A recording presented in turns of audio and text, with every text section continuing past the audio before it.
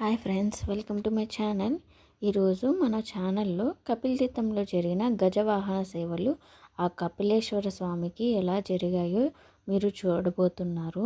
మొదటిగా అద్భుతమైన light setting, వీధులంతా రంగుల రంగుల దీపాలతో మెరిసిపోతుంది. ఒక పండగ వాతావరణాన్ని అయితే సృష్టించారు. అద్భుతమైన లైట్ సెట్టింగ్ ఇచ్చి ఆ కలర్ఫుల్ లైట్ సెట్టింగ్లో ఆ ఏరియా మొత్తం చూడడానికి చాలా సూపర్గా ఉండింది. ముందుగా అలంకరించిన నందీశ్వరుడు అయితే దర్శనం అయితే మనకి ఇచ్చారు. ఎంత అందంగా ఉన్నారో చూడండి అలంకరణలో. అలాగే అలంకరించిన గజములు అంటే ఏనుగులు కూడా మనకి దర్శనం ఇచ్చాయి. ఇది స్వామివారి సేవలో ఇప్పుడు కానీ గజములు ఉంటాయి. ఇంకా స్వామివారి ఊరేగింపు అయితే స్టార్ట్ అవుతుంది. మొదటిగా నందీశ్వరుల దర్శనం, అలాగే గజముల దర్శనం, తర్వాత కోలాటాలు, వివిధ ప్రాంతాల కళలతో అయితే స్వామివారి ఊరేగింపు అయితే స్టార్ట్ అయ్యింది. మొదటి డ్యాన్స్ అయితే స్టార్ట్ అయిపోయింది. దీన్ని కోలాటం అంటారంట, కానీ నాకు తెలిసినంత వరకు దీన్ని చెక్క భజనగానే అని అంటారు. తర్వాత కోలాటం. ఇక్కడ చూసారా, ఈ లేడీస్ ఎంత బాగా ట్రెడిషనల్గా రెడీ అయ్యి కోలాటం డ్యాన్స్ అయితే స్టార్ట్ చేశారు. ఇది చేయాలంటే ఏజ్ ప్రకారంగానే కానీ ఏమీ లేదు. ఏ ఏజ్ అయినా స్మాల్ ఏజ్ నుంచి బిగ్ ఏజ్ వరకు చేసుకోవచ్చు. స్వామివారి సేవకైతే ఏ ఏజ్ అయితే ఏమైంది. ఇప్పుడు మీరు చూస్తున్నది డప్పు డ్యాన్సు. డప్పు అనేది మనకు తెలిసిండేది. ఎక్కువగా మనము పండగల సమయంలో, జాతరల సమయంలో అయితే డప్పు యూజ్ చేస్తాము.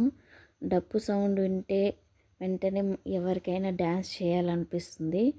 సో ఇక్కడ చూసారంటే ఆ చిన్న పిల్లోడికి డ్యాన్స్ రాకపోయినా కానీ ఆ సౌండ్కి డ్యాన్స్ వేయాలని చెప్పి వేస్తున్నాడు తనతో పాటు. అలాగే వీళ్ళ డ్రెస్సింగ్ కానీ సూపర్గా ఉంది. నైట్ కానీ ఫుల్ అట్రాక్టివ్గా ఉంది వీళ్ళ డ్యాన్స్.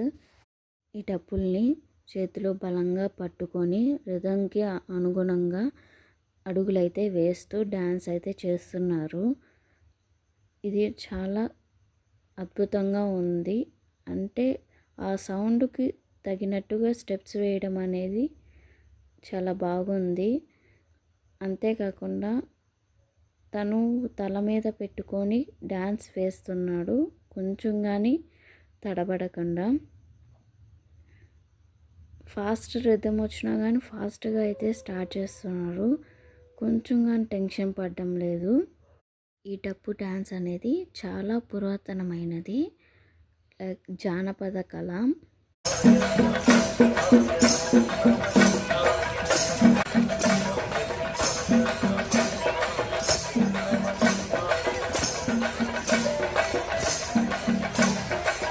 ఇప్పుడు మీరు చూస్తున్నది కేరళకు చెందిన ఒక ప్రసిద్ధి చెందిన దేవాలయంలో అయితే యూజ్ చేస్తారు.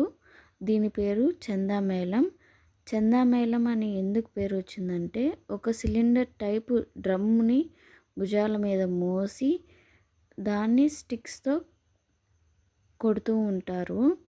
ఈ కళని ఎక్కువ దేవాలయ ఉత్సవాలు, ఊరేగింపు అలాంటి వాటిల్లో అయితే ఉపయోగిస్తారు.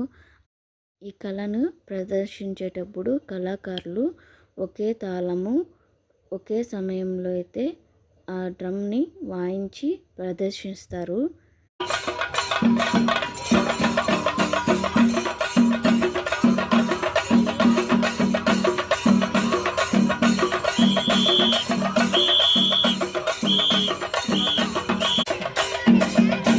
చివరగా అందరి కళ్ళు చూపు ఒకే దిశగా గజవాహనంపై విహరిస్తున్న స్వామివారు దివ్య దర్శనం అయితే మనకి కలిగింది. ఆ లైటింగ్ సెట్లో, లైట్స్లో స్వామివారి రూపం మరింత ప్రకాశించింది.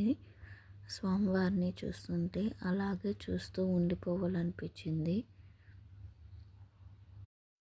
నేను ఫస్ట్ టైం చూస్తున్నాను కపిలేశ్వర స్వామి బ్రహ్మోత్సవాలు.